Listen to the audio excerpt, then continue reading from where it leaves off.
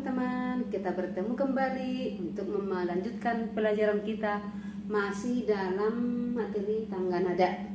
Namun kali ini kita bagaimana mengetahui atau menentukan tempat nada-nada yang dikatakan tinggi dengan tempat nada-nada yang dikatakan rendah. Karena tidak menutup kemungkinan bahwa setiap kita misalnya membaca lagu, sebuah lagu, ada saja dan sering dikatakan sering muncul nada-nada ketika dituliskan dia ke not angkanya menggunakan titik di atas di kepala not. Nah, kemudian juga dengan di bawah not tersebut. Nah, itu dalam angka. Itu jelas. Kalau ada titik di bawah not angka itu berarti nada sudah jelas itu nada rendah. Kalau titik di kepala not itu berarti nada tinggi.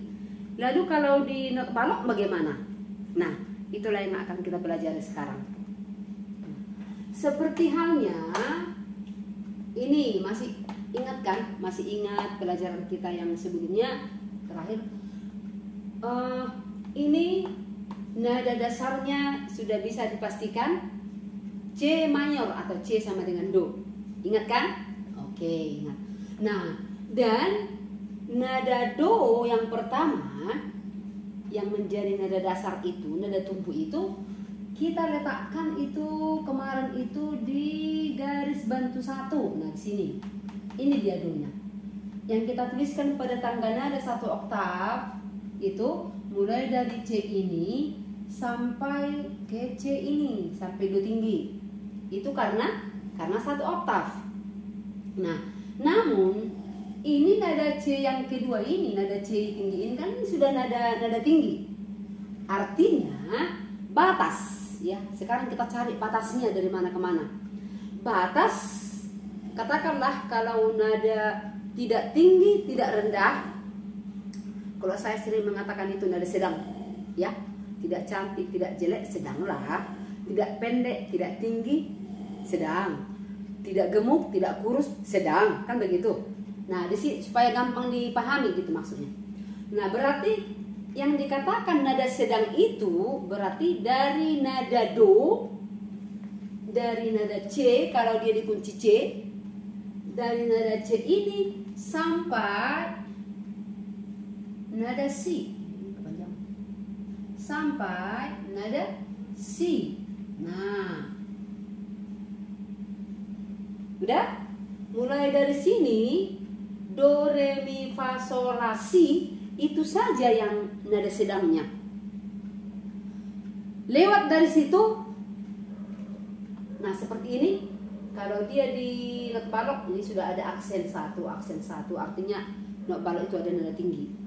Nah, jika dia ditulis dengan not angka, nah ini sudah menggunakan titik di atas nada tersebut atau di atas kepala not tersebut, ya. Nah, kemudian berikutnya nada rendah. Nah, di sini kita menggunakan sebentar, naik dulu ya. Apakah hanya sampai di sini? Ya. Karena kita lihat di sini sengaja saya buat sampai nada Si tinggi.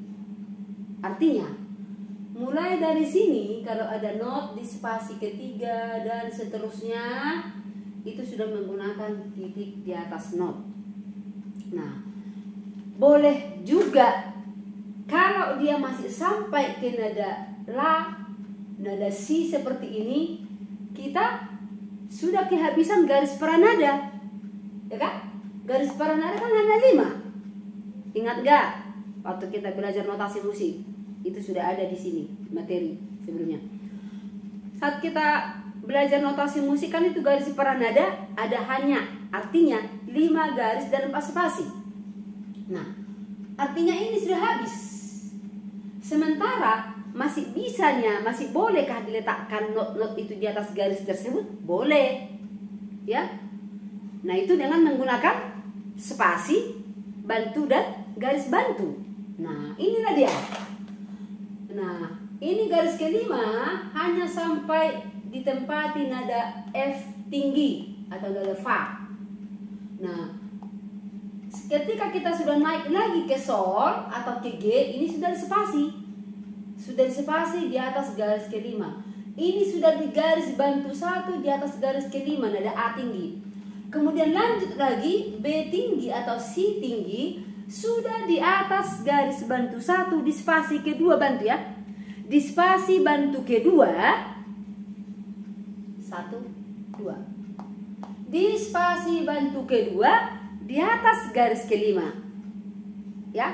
Apakah memang masih boleh lagi dinaikkan? Ya, kalau untuk permainan alat musik boleh.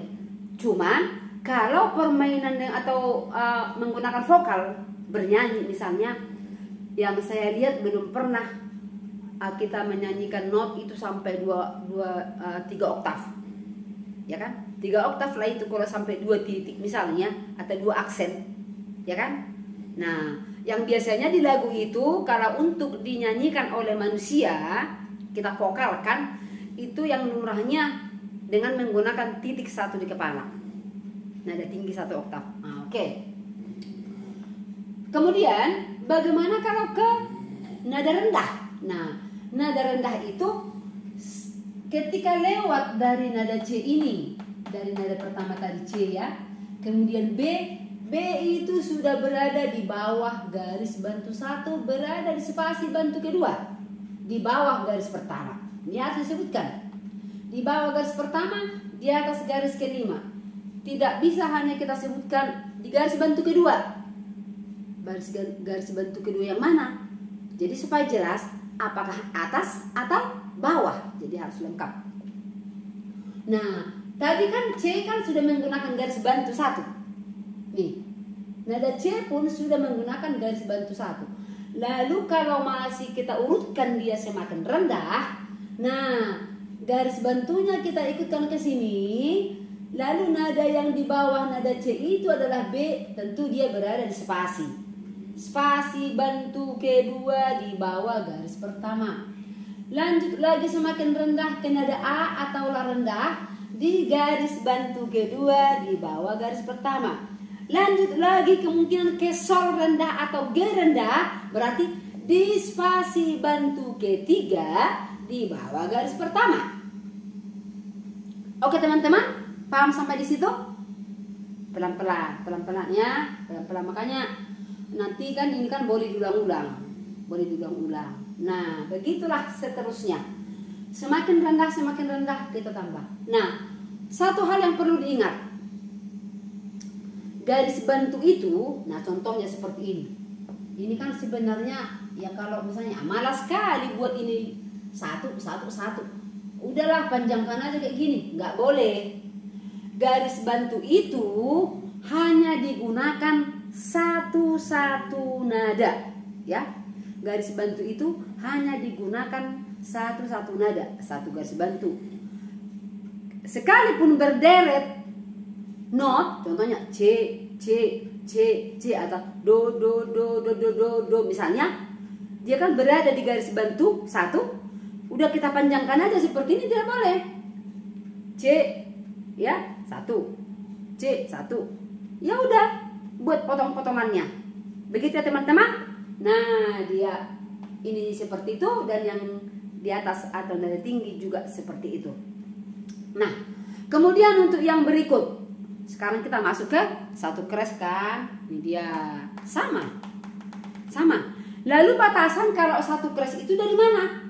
Karena satu kres itu nada do-nya adalah dari garis kedua, maka batas ini dia dari G ini sampai Fis, ya kan? Do, re, mi, fa, sol, la, si, 7 not lah, mulai dari do sampai nada si.